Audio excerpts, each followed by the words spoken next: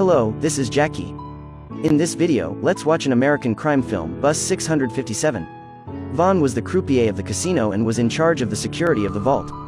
He was the best bodyguard and manager of the casino owner, Robert.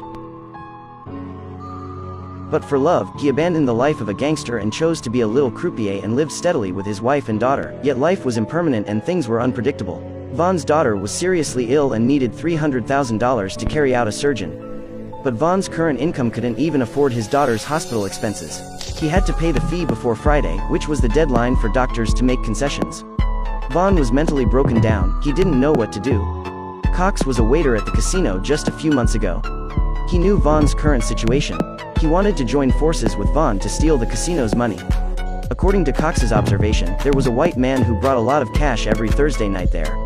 On Friday night there would be an Asian man who would win a lot of money. Obviously, this was a means for the casino to help criminal organizations to wash money. Cox's plan was to use Vaughn's password to the vault, robbing the black money of the casino, because it was stolen money, so Robert, the boss, could not call the police. But Vaughn knew very well that stealing Robert's money was very dangerous.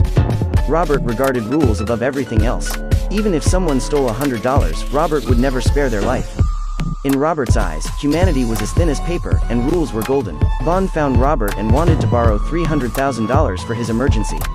But one of Robert's rules was that he never traded at a loss. Robert knew that Vaughn's salary was not even worth the money. Vaughn was very angry because he had worked hard for so many years and what he received was a ruthless rejection. He scolded Robert and was fired on the spot by the bodyguard, Derek. The desperate Vaughn had to join Cox to his robbery plan. Cox brought two companions, Mickey and Dante. They planned to act late at night when the casino guards were weakest.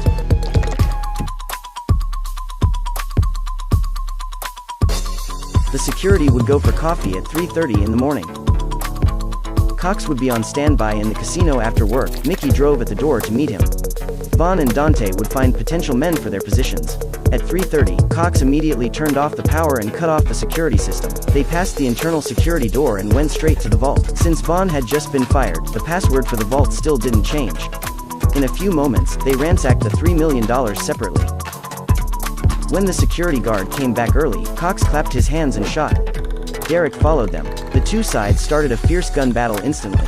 Mickey outside the door heard the gunshot and thought that his companion was dead. He was so scared that he drove away in a hurry. Not waiting for the three to exit the door, Mickey had already run away, but heaven never bars one's way. The others rushed all the way, then they ran into a bus. They hijacked the bus, took off their masks, and pretended to be passengers. This scene happened to be seen by Derek, who was chasing after them. Unfortunately, a policewoman on patrol heard gunshots.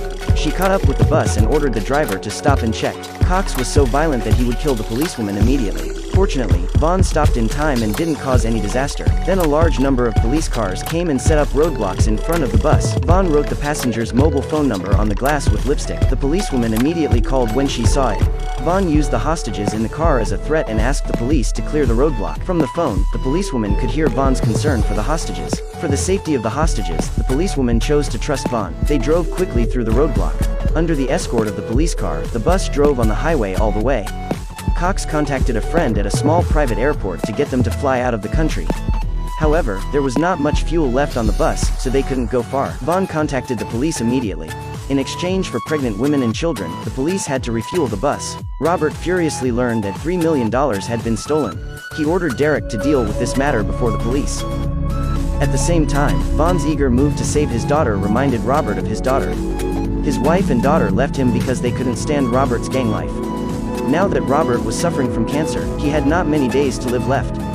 He wanted his daughter to inherit the shares of the casino, but his daughter already hated the casino that ruined her family to her bones. She was unwilling to accept this inheritance.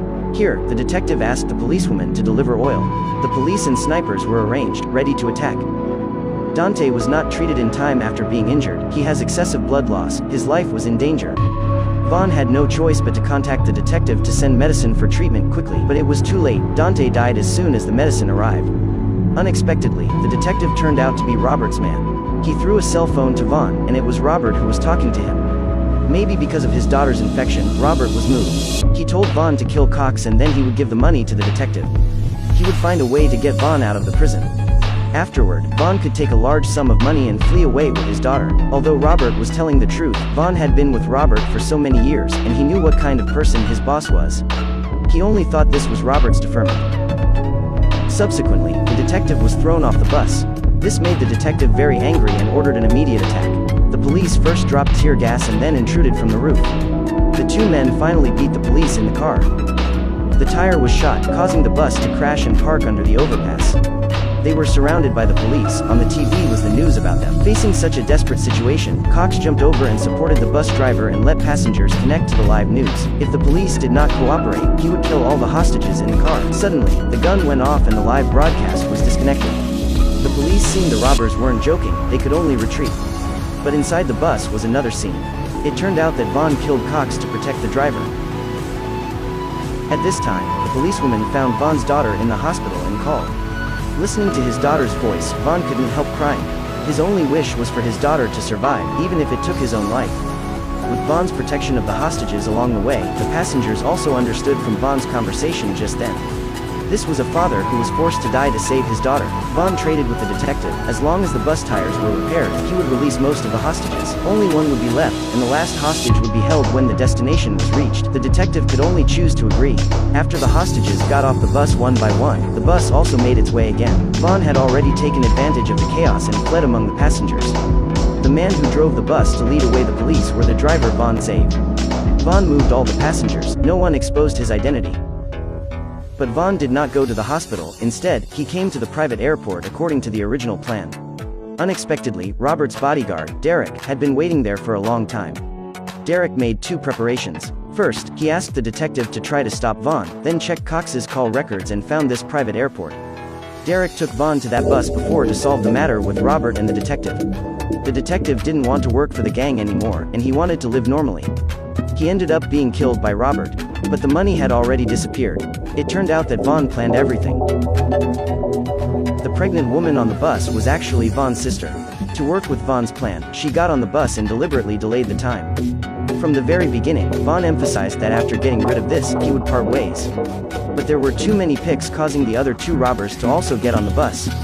Then something uncontrollable happened. Fortunately, Vaughn sent his sister off the bus early to transport the money to the hospital as a pregnant woman. At this moment, his daughter's surgery fee had been paid. The policewoman in the hospital saw this scene and also understood the truth.